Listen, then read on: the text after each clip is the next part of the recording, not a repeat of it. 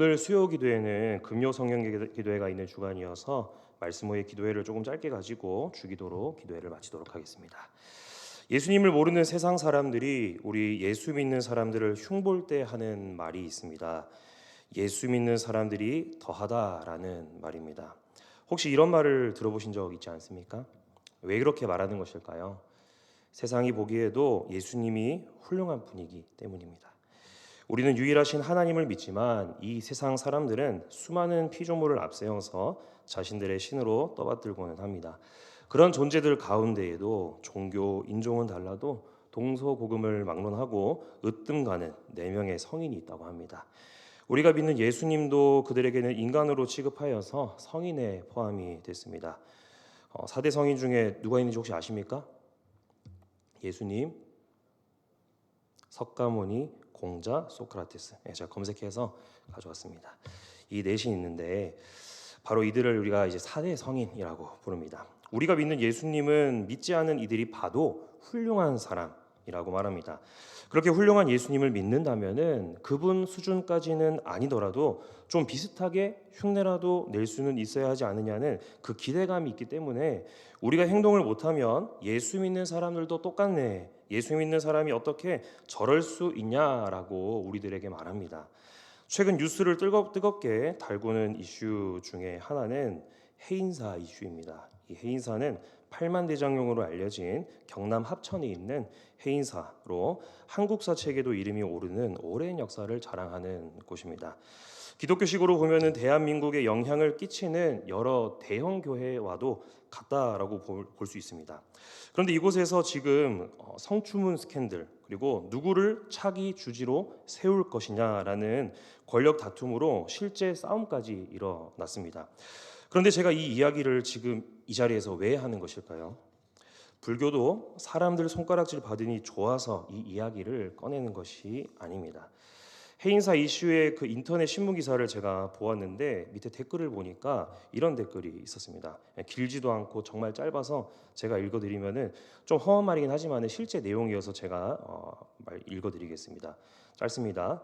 개독이 개판된 지 오랜데 불교마저 라는 곳에서 딱 끝났습니다. 다시 한번 읽어드리면은 기독이 아니라 개독입니다.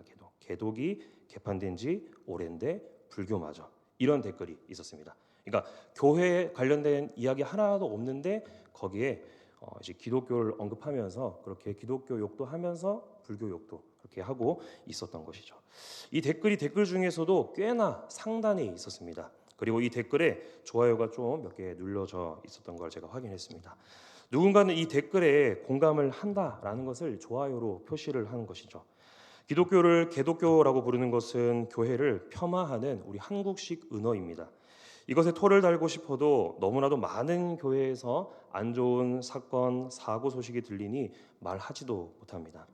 전에 한 프로그램을 시청한 적이 있습니다. 분식을 파는 포장마차로 생계를 이어가는 어떠한 성도님이 길 건너편에 있는 본인이 출석하는 교회의 화장실에서 물을 길어와서 영업을 했습니다.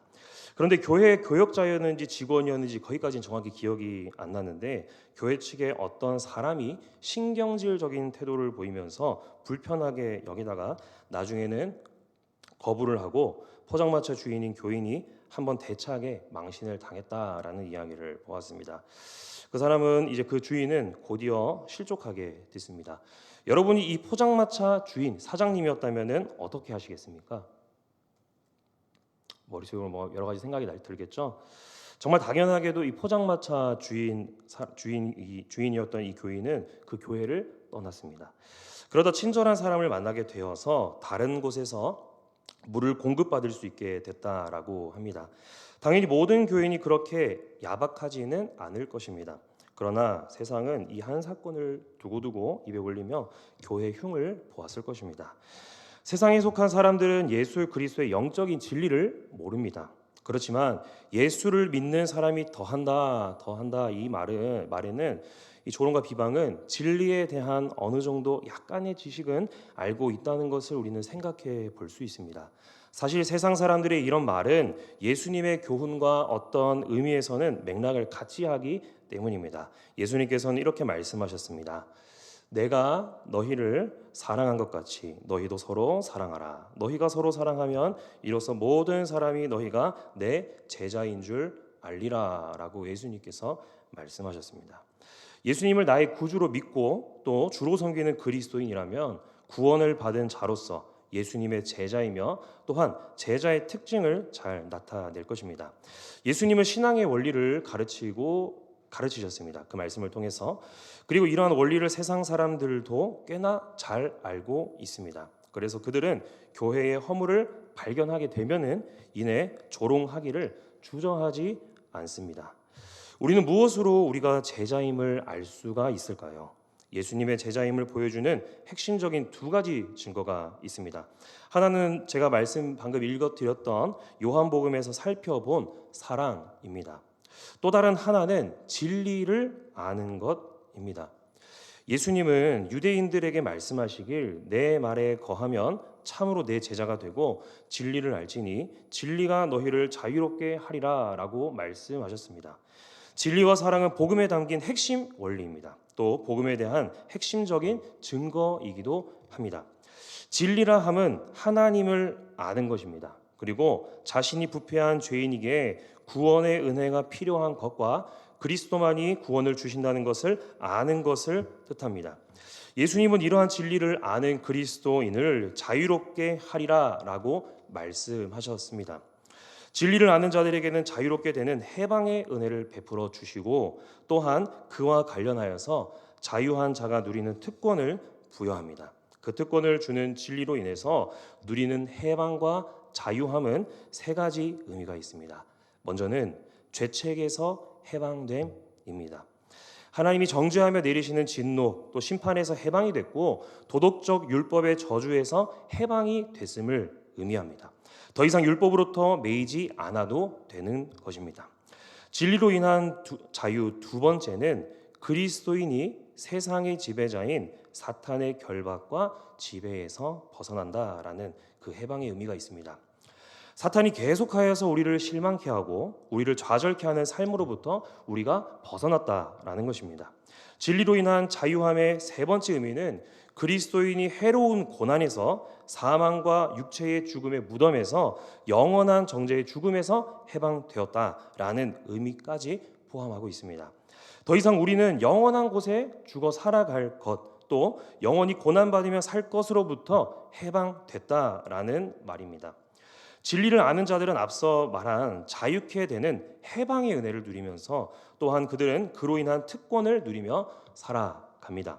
그 특권은 하나님을 아버지라 부르고 또 하나님의 영으로 인도함을 받는 자녀로서의 지위입니다. 하나님의 자녀로서 그리스도인은 그분의 진리의 말씀과 구원을 우리 마음속에서 우러나는 자발적인 기쁨을 누리는 가운데에 하나님의 말씀에 순종합니다. 이 자발적인 순종은 종이 주인을 두려워해서 벌벌 떨면서 두려움에서 비롯된 것이 아닙니다. 이 순종은 우리가 하나님 아버지를 아빠 아버지라고 부르는 그 아빠 아버지의 사랑에 푹 젖어서 의지하는 어린아이처럼 하나님을 사랑하는 마음에서 비롯된 순종이라 할 수 있습니다. 우리가 이런 진리를 안다고 하지만 이 안에 사랑이 없으면 안 됩니다. 그래서 복음 안에 진리를 지식적으로 알 뿐만 아니라 그 안에 담긴 사랑을 이해하고 사랑을 행해야 합니다. 진리를 알을 통해 맺어야 할 열매가 바로 사랑이기 때문입니다. 그렇다면 예수 그리스도의 제자인 우리에게 기대되는 두 가지 사실은 확실합니다. 하나는 진리의 모습을 나타내는 것입니다. 곧 하나님의 말씀인 성경의 교훈을 우리가 바르게 이해하는 것이고 다른 하나는 이 말씀의 교훈에 우리가 순종하는 모습을 보이는 것입니다. 진리에 관하여 우리가 꼭 기억해야 할 말씀이 있는데 고린도전서 8장 1절의 말씀입니다. 앞에 화면 보여주시면은 지식은 교만하게 하며 사랑은 덕을 세우나니 라는 이 말씀을 우리가 기억해야 합니다. 지식이 아무리 많아도 사랑이 없으면 아무것도 아닙니다. 그것은 사람을 교만하게 할 따름이기 때문입니다. 반대로 사랑이 풍성하면 좋은 일이지만 진리의 지식에서 떠나 있는 사랑이라면 구원에 이르지 못합니다. 그것은 하나님을 사랑하는 선행이 아닌 것이기 때문입니다. 많은 사람들이 사회 봉사 활동을 합니다. 누군가를 불쌍히 여기며 돕고 싶은 마음 맞지만 하나님을 사랑하는 마음에서 비롯된 게 아니기 때문에 이런 봉사활동은 구원에 이르지 못하게 합니다. 그렇다면 어떻게 진리가 사랑으로 열매를 맺을 수 있을까요? 이 질문은 그리스도의 복음과 관련해서 예수 그리스도의 제자로서의 신앙과 삶에 매우 중요한 결정적인 내용을 묻고 있습니다. 본문은 바로 이 물음에 대해서 답을 정확하게 알려주고 있는데 오늘 본문 우리 16절 말씀을 각자 성경책 보시면서 함께 읽어보겠습니다. 16절 말씀입니다. 시작. 내가 이르노니 너희는 성령을 따라 행하라. 아멘. 어떻게 진리를 아는 지식이 사랑으로 열매를 맺을 수 있다라고 하고 있습니까? 16절의 말씀은 좀 소극적인 의미에서 보면은 육체의 욕심을 이루지 않을 것을 말하고 있습니다. 그런데 이것보다 더 중요한 적극적인 의미에서는 성령을 따라 행하라 이렇게 말하고 있습니다. 쉽게 말해서 육체의 욕심, 육체의 일을 이루지 않기 위해서는 성령을 따라 행하라라는 말입니다. 성령을 따라 행하는 것의 또 다른 의미는 성령을 따라 걸어라라는 의미가 있습니다. 성령이 인도하는 바를 따라 걷고 행하라라는 말입니다. 성령을 따라 걷지 않고 살지 않고 행동하지 않을 때에 15가지의 부정적인 육체의 소욕을 따르는 일을 하게 된다라고 사도 바울은 갈라디아에서 오늘 본문에서 말씀하고 있습니다. 우리는 이 육체의 일과 싸워야만 합니다. 쉽게 우리의 마음과 행동을 사탄에게 넘겨주어서는 안 됩니다. 바울이 말하는 우리가 따르지 말아야 할 육체의 일에는 무엇이 있는지 우리 함께 성경 말씀을 보면서 19절과 21절 말씀을 함께 읽어보겠습니다. 시작. 육체의 일은 분명하니 곧 음행과 더러운 것과 호색과 우상 숭배와 주술과 원수 맺는 것과 분쟁과 시기와 분냄과 당짓는 것과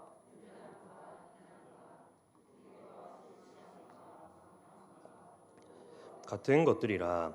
전에 너희에게 경계한 것 같이 경계하노니 이런 일을 하는 자들은 하나님의 나라를 유업으로 받지 못할 것이요. 육체의 일을 행하면은 결국에는 무엇을 유업으로 못 받는다고 합니까? 하나님의 나라를 유업으로 받지 못한다라고 합니다. 이렇게 이 육체의 일에는 15가지 정도 소개되어 있습니다. 15가지라서 정말로 많은데 이것을 4가지 항목으로 분류를 할 수 있는데 성적 타락 3가지, 영적 타락 2가지, 관계적인 죄 8가지, 중독적인 죄 2가지입니다. 자, 이거를 이제 우리가 볼펜이 있으면 한 표시를 해서 본다면은 성적 타락 3가지 앞에서부터 차근차근 설명드립니다. 성적 타락 3가지는 음행, 더러움, 호색입니다. 간음하거나 아주 변태적인 성향을 가진 것은 육체의 일을 따르는 것이다 라고 사도 바울이 성적 타락으로 규정하고 있습니다. 그 다음에 이어서 나오는 것은 뭐냐면은 영적 타락에 관한 2가지입니다. 우상 숭배, 주술입니다. 성경에서 거듭 강조하는 대표적인 육체의 일은 바로 우상 숭배, 주술과 같은 영적 타락입니다. 그 다음으로 이어서는 관계적인 죄인데 8가지입니다. 원수 맺는 것, 분쟁, 시기, 분냄, 당짓는 것, 분열함, 이단, 투기입니다. 여기서 이 이단이라 하는 거는 좀 이렇게 우리가 생각하는 교회 밖에 있는 그런 이단 이게 아니라 다른 뜻으로는 이단의 다른 뜻은 갈라서게 하는 그 분열을 의미합니다. 그 다음에 나오는 투기는 우리가 좀 뭐 경제적으로 뭐 투기한다 이런 투기가 아니라 시기하고 질투하는 그 투기를 이야기하고 있습니다. 그러니까 관계적인 부분에서 누군가를 계속 시기하고 질투하고 폄하하고 수군덕거리고 분열하게 만드는 것 모든 게 관계적인 죄입니다. 오늘 말씀 전하기에 앞서 소개했던 포장마차 주인을 쫓아낸 그 교회 직원은 이 중에서 분냄이라는 육체의 일이 통제가 안 되는 사람이었던 것 같습니다. 어찌 보면은 사람들이 너무나도 많이 저지르는 육체의 일이기 때문에 8가지라는 그러니까 절반 정도를 관계적인 죄로 소개를 하고 있습니다. 마지막은 뭐냐면은 중독적인 죄입니다. 중독적인 죄에 포함된 것은 뭐냐면은 술에 의존하며 사는 술 취함, 향락에 빠져 사는 방탕함이 있습니다. 요즘으로 따지면은 쇼핑 중독, SNS 중독, 게임 중독이 바로 육체의 일이라고 할 수 있습니다. 꼭 이런 나열된 게 나오면은 우리는 나 자신을 돌아보지 않습니다. 가까운 나의 자녀들 뭐에 중독됐네 이렇게 생각하시는 분들 분명히 지금 있을 것이고, 나의 남편을 보면서 술 좀 그만 마셔라 라고 할 수도 있습니다. 그런데 이 말씀은 남을 내가 판단하라 라고 바울이 얘기하고 하나님께서 말씀하시는 것이 아니라 나 자신을 돌아보는 말씀이 되어야 하는데 말입니다. 나의 모습을 보면서 이 15가지의 육체의 일 중에서 무엇을 없애야 하겠는가, 무엇을 두고 내가 기도해야 하겠는가 라고 돌아볼 수 있는 성도님들 되기를 바랍니다. 우리 인간은 가만히 있으면 이런 육체의 일을 하는 쪽으로 자연스럽게 가게 됩니다. 그러나 우리는 예수 그리스도로 회개한 자들이라면, 거듭난 자들이라면 다시는 죄가 있는 자리로 돌아가서는 안 됩니다. 그리스도를 믿는 제자들의 신앙생활은 옛 사람을 죽이고 새 사람을 옷 입는 것입니다. 옛 사람을 죽이는 것은 죄로 부패한 본성의 흔적을 지워가는 것입니다. 새 사람으로 옷 입는 것은 성령의 도움을 받아서 하나님의 말씀에 순종하는 것입니다. 그렇다면 우리가 성령을 따라 걷고 행할 때 구체적으로 얻는 열매, 구체적으로 하게 되는 행동은 무엇일까요? 성령의 열매에 대해서는 22절과 23절 말씀에 기록됐습니다. 이것은 읽지 않고 앞에 화면을 띄워주시면 함께 표를 보도록 하겠습니다. 죄송한데 이게 생각보다 안 보이네요, 그죠? 보이시나요? 안 보이시죠? 제가 글자를 좀 크게 한 것 같은데 생각보다 안 보이네요. 혹시 방송실 이거 급하게 좀 확대를 할 수 있을까요? 네, 대답이 없습니다. 네, 그럼 하나씩 제가 읽어드리겠습니다. 네, 잘 안 보이네요. 네, 사랑. 첫 번째 이제 보면은 이 표가 여기죠, 여기부터 이제 성령의 열매가 9개가 쭉 있고요. 그 다음에 정의가 이렇게 있고, 그 다음에 하나님의 속성이 쭉 소개되어 있고, 마지막에는 그리스도인을 위한 속성이 소개되어 있습니다. 그래서 뭐냐면은 성령의 열매는 9가지가 있다라는 것을 우리가 이제 22절, 23절 말씀을 통해서 알 수가 있는데, 하나씩 제가 한번 그 뜻을 한번 읽어드리면은, 사랑의 정의는 뭐냐면 궁핍한 사람을 돕는 희생적이고 공로를 주장하지 않는 행위입니다. 그러니까 이거는 뭐냐면 우리가 어떤 내가 친구를 사랑하고, 그리고 또 내가 어떤 이성을 사랑하고, 이런 사랑을 넘어서 하나님께서 보여주신 아가페적 사랑을 얘기하고 있는 사랑이고요. 그다음에 희락은 뭐냐면은 외적 환경에 의존하지 않는 내적 행복입니다. 그러니까 뭐냐면은 하나님으로부터, 하나님과 내가 함께하기 때문에 내가 외적인 어떤 요소를 통해서 행복함을 느끼는 게 아니라 나의 안에 계신 그 하나님으로 인하여 내가 모든 것에 만족하는 그 희락을 얘기하는 것이죠. 자, 그다음에 화평은 모든 관계에서의 조화이고요. 오래 참음, 또 다른 말로 우리가 인내라고 부를 수 있는데, 혹독하게 괴롭힘을 당할 때에도 타인을 내가 참아 주는 것. 자비, 타인을 위해 사려 깊은 행동을 하는 것. 양선, 타인에게 관대함을 보이는 것입니다. 또 충성은 믿음직함과 신뢰성이고, 온유함은 온순함, 또 겸손한 태도, 우리 하나님께서 정말 잘 보여주시는 그 태도이죠. 그다음에 절제는 죄악된 욕망에 대한 승리입니다. 네, 안 보여서 죄송합니다. 네, 그래서 나중에 궁금하시면은 화면 돌려보시고 카톡 보내주시면은 사진으로 보내드리겠습니다. 그래서 표를 계속 띄워주세요. 왜냐면은 비어 있는 거 하나를 좀 소개하려고 하는데, 뭐냐면은 여기 보면은 지금 빈칸이 하나가 있는 게 좀 그래도 그건 보이시죠, 그렇죠? 비어 있는 건 보이는데 하나님의 속성에서 제일 밑에 비어 있는 게 하나가 있습니다. 뭘까요? 네, 절제. 절제의 뜻이 아까 뭐였냐면은 죄악된 욕망에 대한 승리. 하나님께서 욕망에 끌려가십니까? 안 끌려가십니까? 안 끌려가시죠, 그렇죠? 그래서 절제라는 것은 없는 것인데, 제가 생각했을 때에 우리 예수님께서는 이 9가지 성품이 다 있으시다고 저는 생각을 합니다. 왜냐하면은 이 절제는 하나님께서는 없지만은 인간의 몸을 입으셨던 예수님께서는 절제하신 적이 분명히 있으시기 때문입니다. 언제였냐면은 마태복음 4장과 누가복음 4장에 광야에서 시험을 이기셨던 그 예수님, 이 죄악과 싸우셨다라는 것을 우리 모든 성도님들이 알고 계실 것입니다. 그래서 하나님의 속성이라고 하면서 동시에 예수님의 속성이다라는 것을 알 수가 있는 것이고, 그렇기 때문에 이 성경 말씀들에서 하나님의 속성 다 소개하고 있고, 또 그 다음에 옆에서는 또 이 그리스도인을 위한 속성들인데, 성경 말씀에서 계속해서 이야기하는 것들이 갈라디아서 5장 22절과 23절에 있는 것입니다. 그러니까 갑자기 툭 이렇게 튀어나온 게 아니라 이미 앞서 말씀에서 있었던 그 말씀들을 가지고 사도 바울이 이야기를 했던 것입니다. 자, 표를 이제 내려주셔도 됩니다. 자, 그래서 이 성령의 열매 이것에 관해서 말씀 계속 드리면은 성령이 맺도록 하는 이 열매는 먼저는 하나님의 속성, 예수님의 속성입니다. 그렇기 때문에 하나님께서는 바울을 통하여서 나의 성품이 이러하니까 너희도 이런 성품을 나타내도록 하라, 나타내면서 살아라라고 권면하고 있는 것이죠. 성도라 함은, 그리스도의 제자라 함은 앞서 말한 육체의 일에서 완전히 자유롭다는 것을 뜻하지는 않습니다. 그러나 그리스도의 제자는 육체의 일과 계속해서 싸웁니다. 이것은 진리로 사랑의 열매를 맺기 위하여서 겪어야 할 마땅한 일입니다. 이 싸움은 자연스럽게 어렵지 않게 별 노력 없이 이루어지는 일이 아닙니다. 이 싸움은 그야말로 싸움이기 때문에 계속해서 서로 대적한다는 말로 대립이 돼서 말씀에서 등장하고 있습니다.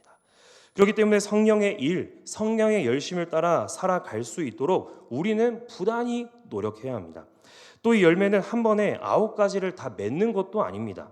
열매의 특성상 맺는 시기가 각기 다를 수 있습니다. 그래서 이 성령의 열매 말씀을 가지고 서로가 나는 열매를 이만큼 맺었다, 나는 너는 나보다 열매를 적게 맺었다라는 식으로 우리가 서로를 시험하면 안 됩니다. 이 갈등, 육체의 일과 성령의 열매 간의 싸움에 결코 쉽지 않다는 것은 사도 바울의 유명한 탄식에서도 잘 드러나고 있습니다. 로마서 7장 22절부터 24절까지 말씀인데 우리 다 함께 읽어보겠습니다. 시작. 내 속 사람으로는 하나님의 법을 즐거워하되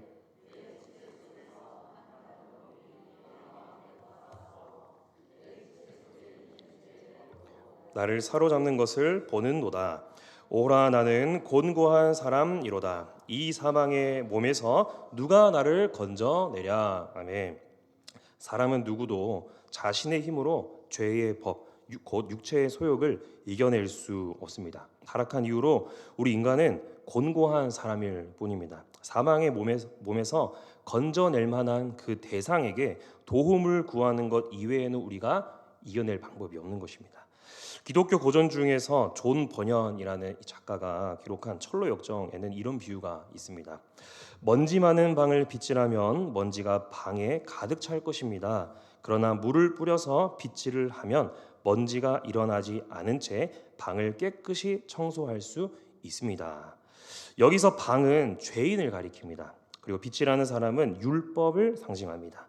율법으로 죄인을 정결케 하고자 그것을 쓸면은 먼지가 일어나듯이 죄인의 죄가 더욱 드러나게 될 뿐이며 정죄를 받아야 할 심판의 모습만 더욱 드러나게 될 것입니다. 그런데 물은 죄를 씻고 영혼을 깨끗게 하는 복음을 뜻합니다. 그리고 물을 뿌리는 행위는 성령 하나님의 사역을 의미합니다.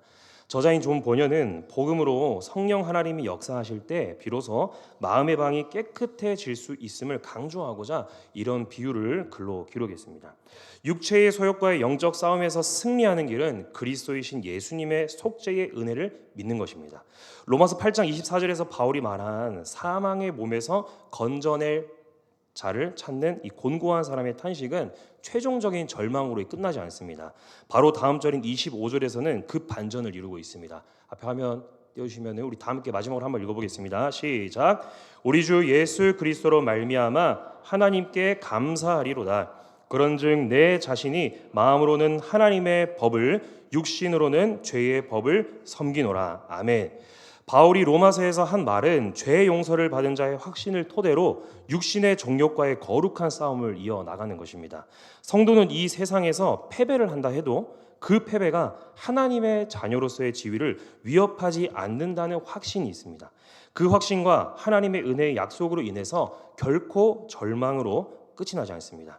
이러한 확신은 이 세상에서 육신의 정욕과의 싸움을 포기하지 않게 하며 또 성령 하나님의 도움을 받아 성령의 열매를 맺는 일이 이루어질 수 있도록 합니다. 사도 바울은 그리스도 예수의 사람들은 육체와 함께 그 정욕과 탐심을 무엇에 못 박았다라고 말합니까? 십자가에 정욕과 탐심을 못 박았다라고 말합니다. 이런 예수 그리스도의 제자들인 우리는 십자가에 못 박은 정욕과 탐심이 때에 따라서 활동을 할 수 있겠지만 그것은 자그마한 흔적에 불과합니다. 그 흔적이 우리 개인을 나는 이렇게 연약하구나, 나의 힘으로는 절대 이길 수 없다라는 생각을 하게 만들어서 우리 자신을 겸손하게 만들 수 있습니다. 그리고 그리스도를 바라보면서 죄 사함의 은혜를 찬송하게 만들고, 또 나의 부족함이 아니라 성령을 따라 내가 행해야겠다라는 우리가 말씀에 순종하고자 하는 그 마음을 우리에게 줄 수가 있습니다. 곧 성령의 열매를 따라 변화를 간구하고 그 변화를 우리가 점차 이루어 갈 줄로 믿습니다. 이러한 모든 변화는 결코 본래 인간의 자연적인 양심, 누구나 가지고 있는 일반 사람의 양심에 따른 노력으로 이루어지는 것이 절대로 아닙니다. 오직 성령을 따라 행할 때, 성령님과 우리가 동행할 때 이루어질 수 있습니다. 성령을 따라 행하는 것, 동행하는 것은 복음의 진리를 듣고 거듭남의 은혜를 입은 자가 구원의 은혜에 감사하며 순종하는 가운데 하나님께 드리는 감사의 제사이자 영적인 예배입니다. 그뿐만 아니라 성령을 따라 행하는 것, 성령을 따라 동행하는 것은 변하지 않던 나의 변화를 통해 우리에게 행복이 되고 또 기쁨이 될 수 있습니다. 절대로 우리를 피곤하고 힘들게 하는 것이 아닙니다. 사랑하는 성도 여러분, 우리가 성령을 따라 살고 열매를 맺는 것은 단지 있으면 좋고 없어도 그만인 종류의 부가적인 것이 결코 아닙니다. 이 영적인 사실은 신앙인이 참 제자인가를 확인할 수 있는 증거입니다. 우리 모든 성도님들이 제자로 나아가고 있을 텐데, 나는 성령의 열매를 모두 맺었는가로 접근하는 게 아니라 나는 지금 성령의 열매를 얼마나 맺어가고 있는가에 스스로 답을 해 보시길 바랍니다. 오늘의 말씀을 우리가 거울 삼아 받은 말씀을 통해서 나의 모습을 보고 더욱 나아가 열매를 하나하나 맺을 수 있기를 소망합니다. 다시금 새로운 심령을 주심에 우리가 감사하며 살고 성령 하나님의 도움을 통해 열매 맺는 성도님들 되기를 간절히 소망합니다. 이 시간 우리 자리에서 일어나서 함께